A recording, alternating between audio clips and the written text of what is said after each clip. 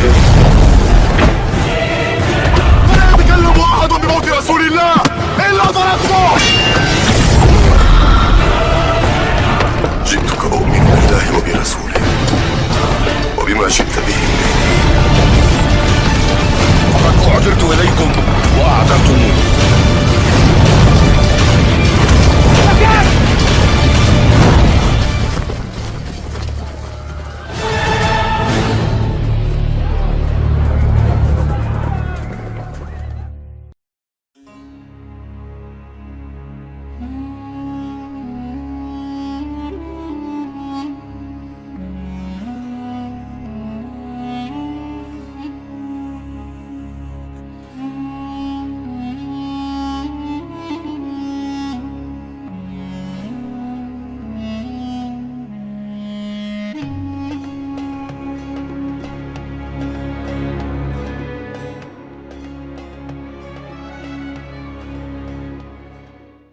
Muhammad Al-Fatih adalah salah seorang raja atau sultan kerajaan Utsmani yang paling terkenal.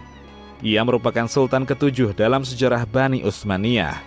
Al-Fatih adalah gelar yang senantiasa melekat pada namanya, karena dialah yang mengakhiri atau menaklukkan kerajaan Romawi Timur yang telah berkuasa selama 11 abad. Sultan Muhammad Al-Fatih memerintah selama 30 tahun. Selain menaklukkan Bizantium, ia juga berhasil menaklukkan wilayah-wilayah di Asia, menyatukan kerajaan-kerajaan Anatolia dan wilayah-wilayah Eropa. Dan termasuk jasanya yang paling penting adalah berhasil mengadaptasi manajemen kerajaan Bizantium yang telah matang ke dalam kerajaan Utsmani. Karakter pemimpin yang ditanamkan sejak kecil. Muhammad Al-Fatih dilahirkan pada 27 Rajab tahun 835 Hijriah atau bertepatan dengan 30 Maret 1432 Masehi di kota Erdin, ibu kota Daulah Utsmaniyah saat itu. Ia adalah putra dari Sultan Murad II yang merupakan raja ke-6 Daulah Utsmaniyah. Sultan Murad II memiliki perhatian yang besar terhadap pendidikan anaknya. Ia menempa buah hatinya agar kelak menjadi seorang pemimpin yang baik dan tangguh. Perhatian tersebut terlihat dari Muhammad kecil yang telah menyelesaikan hafalan Al-Quran 30 juz, mempelajari hadis-hadis, memahami ilmu fikih, belajar matematika, ilmu falak, dan strategi perang. Selain itu, Muhammad juga mempelajari berbagai bahasa seperti bahasa Arab, Persia, Latin, dan Yunani. Tidak heran, pada usia 21 tahun, Muhammad sangat lancar berbahasa Arab, Turki, Persia, Ibrani, Latin, dan Yunani. Luar biasa. Walaupun usianya baru seumur jagung, sang ayah, Sultan Murad II, mengamanati Sultan Muhammad memimpin suatu daerah dengan bimbingan para ulama. Hal itu dilakukan sang ayah agar anaknya cepat menyadari bahwa dia memiliki tanggung jawab yang besar di kemudian hari. Bimbingan para ulama diharapkan menjadi kompas yang mengarahkan pemikiran anaknya agar sejalan dengan pemahaman Islam yang benar. Menjadi penguasa Utsmani. Sultan Muhammad II diangkat menjadi Khalifah Utsmaniyah pada tanggal 5 Muharram tahun 855 Hijriah bersamaan dengan 7 Februari tahun 1451 Masehi. Program besar yang berlangsung ia canangkan ketika menjabat sebagai khalifah adalah menaklukkan Konstantinopel. Langkah pertama yang Sultan Muhammad lakukan untuk mewujudkan cita-citanya adalah melakukan kebijakan militer dan politik luar negeri yang strategis. Ia memperbarui perjanjian dan kesepakatan yang telah terjalin dengan negara-negara tetangga dan sekutu-sekutu militernya. Pengaturan ulang perjanjian tersebut bertujuan menghilangkan pengaruh kerajaan Bizantium Romawi di wilayah-wilayah tetangga Utsmaniyah, baik secara politis maupun militer. Menaklukkan Bizantium. Sultan Muhammad II juga menyiapkan lebih dari 4 juta prajurit yang akan mengepung Konstantinopel dari darat. Pada saat mengepung benteng Bizantium, banyak pasukan Utsmani yang gugur karena kuatnya pertahanan benteng tersebut. Pengepungan yang berlangsung tidak kurang dari 50 hari itu benar-benar menguji kesabaran pasukan Utsmani, menguras tenaga, pikiran, dan perbekalan mereka. Pertahanan yang tangguh dari kerajaan besar Romawi ini terlihat sejak mula. Sebelum musuh mencapai benteng mereka, Bizantium telah memagari laut mereka dengan rantai yang membentang di semenanjung Tanduk Emas. Tidak mungkin bisa menyentuh benteng Bizantium kecuali dengan melintasi rantai tersebut. Akhirnya, Sultan Muhammad menemukan ide yang ia anggap merupakan satu-satunya cara agar bisa melewati pagar tersebut.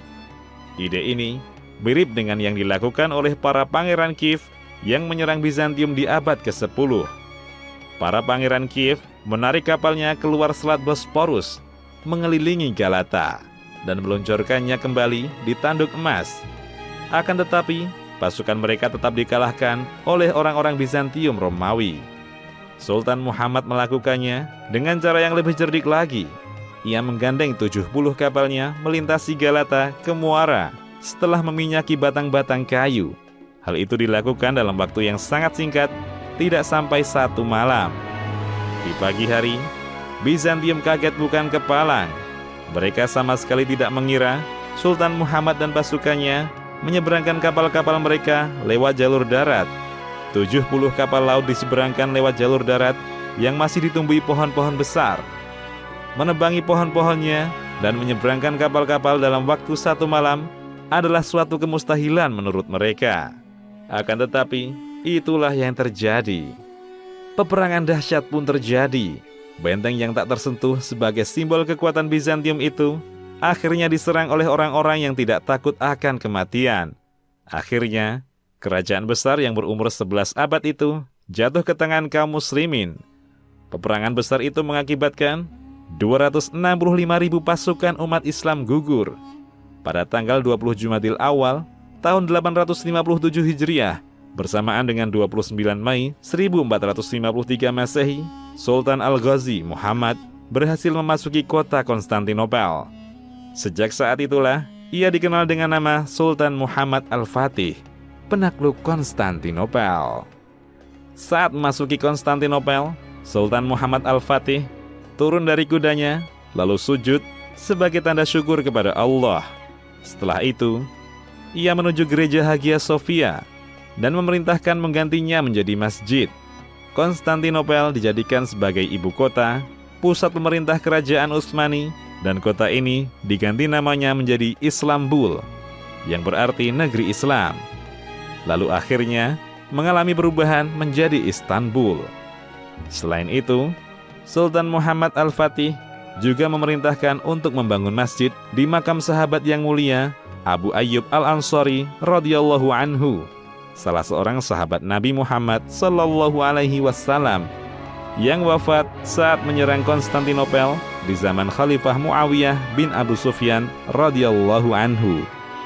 Apa yang dilakukan oleh Sultan Muhammad tentu saja bertentangan dengan syariat, sebagaimana sabda Nabi sallallahu alaihi wasallam, "Ketahuilah bahwa sesungguhnya umat-umat sebelum kamu telah menjadikan kuburan nabi-nabi mereka sebagai tempat ibadah. Tetapi janganlah kamu sekalian menjadikan kuburan sebagai tempat ibadah, karena aku benar-benar melarang kamu melakukan perbuatan itu." Hadis riwayat Muslim. Kekeliruan yang dilakukan oleh Sultan Muhammad tidak serta-merta membuat kita menafikan jasa-jasanya yang sangat besar. Semoga Allah mengampuni kesalahan dan kekhilafannya beliau rahimahullah.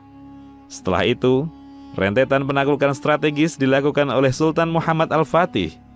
Ia membawa pasukannya menaklukkan Balkan, Yunani, Rumania, Albania, Asia Kecil, dan lain-lain. Bahkan ia telah mempersiapkan pasukan dan mengatur strategi untuk menaklukkan kerajaan Romawi di Italia.